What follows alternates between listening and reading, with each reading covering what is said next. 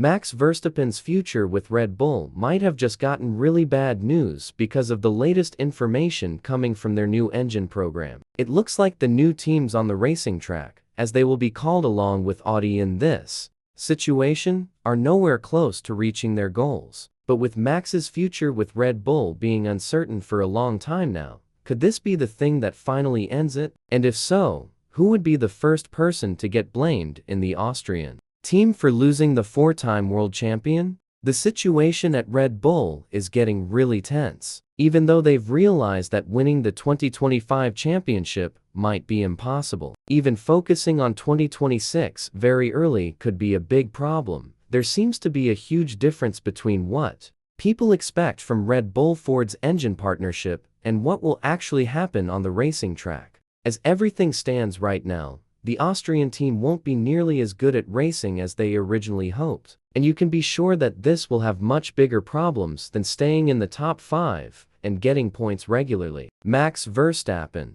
has already said that there have been talks with Toto Wolff and Mercedes bosses, and even though they are not as serious as they should have been, because nothing's changed about his future plans, this new development could definitely change that. I don't really think that Verstappen will be very happy to hear that most of the important parts of the new rules, the engine, is just not meeting the standards or the deadlines that it needs to meet for it to be considered good enough to win races. Let's not forget what was one of the main reasons why Max would have thought about leaving Red Bull in the first place: the new rules. From 2026 onwards, Mercedes is expected to be the favorite to lead the racing grid in that area based on their greatness in building winning engines along with Ferrari. Honda could be a surprise winner as well, but Red Bull's engine is just not there on the list, and it automatically means that Max's goal of changing the team from the ground up and helping them get back on top will be crushed even more. And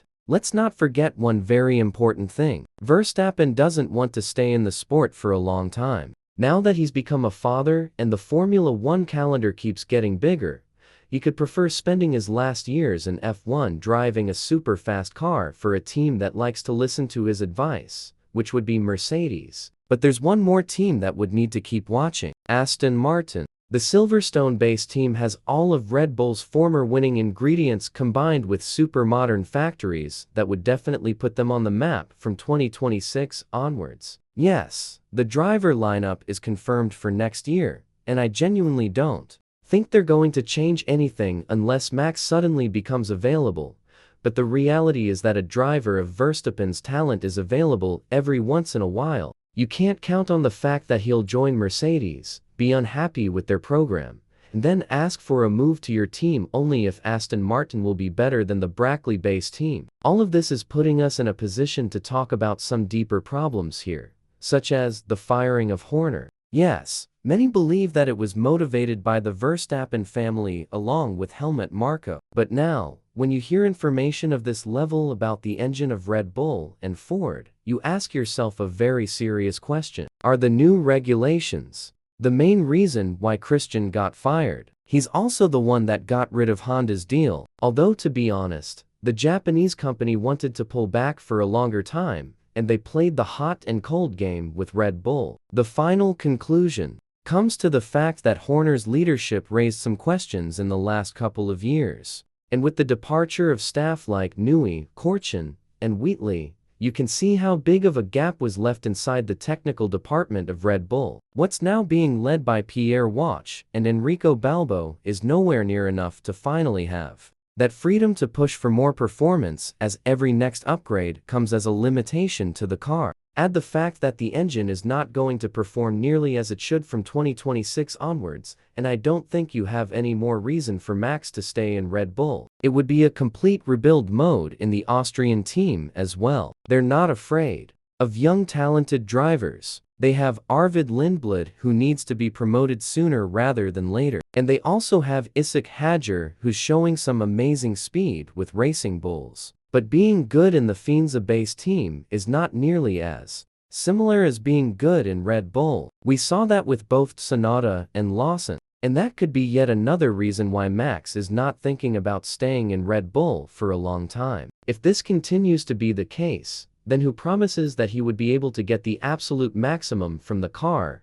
and put it on podium finishes and race wins. And some of the F1 experts have advised Max Verstappen to leave Red Bull before the new cycle starts because from this point of view, they don't see how his team is going to improve. Again, Verstappen's future with Red Bull was already questionable after this report about the engine problem that they'll potentially have from 2026 onwards. But according to Tom Coronel, it's exactly this problem that should allow Verstappen to just jump ship and join another team. Explaining more about this, he said, "The problem is that Red Bull has a wind tunnel that's currently too old. I think that's simply key, especially now that the aerodynamics will play a slightly more important role than they always have because the floor is obviously very important. Then you need a wind tunnel with a rolling floor underneath and good airflow, and only then can you put the finishing touches on it. And that's what Red Bull simply doesn't have." This was commented on by Horner as well,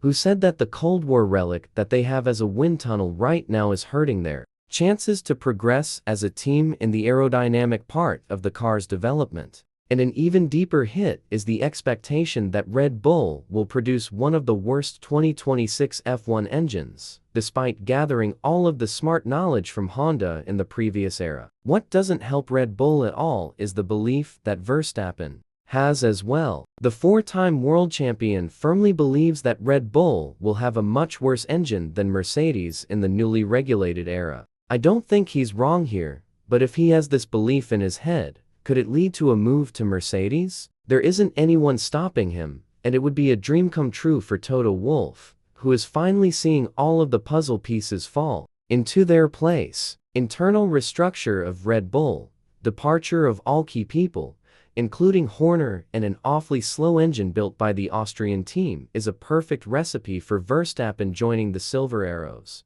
Yes, you can see the statement from Martin Brundle and argue that Red Bull might be a bit better than what everyone else would expect from 2026 onwards, but at the end of the day, unless we see it on the racing track, we cannot trust anyone or anything. When talking about Red Bull's engines, Brundle was sure that the loss of Red Bull is non-existent, further adding, "Been around the Red Bull engines. My goodness, what an impressive setup that is." So, I think it's going to be quite interesting if there are cards to be played in terms of exiting anywhere. How quickly have they got to be played? And do you want to play them indeed? Be that as it may, there are a lot of question marks that revolve around 2026's engines. And it's not just Red Bull's drop-off that we're severely worried about. What's also going on right now is the protests that the drivers are having against the regulations in general. Lance Stroll called it an experiment while Leclerc said that he didn't feel the most comfortable while driving the 2026 version of the car.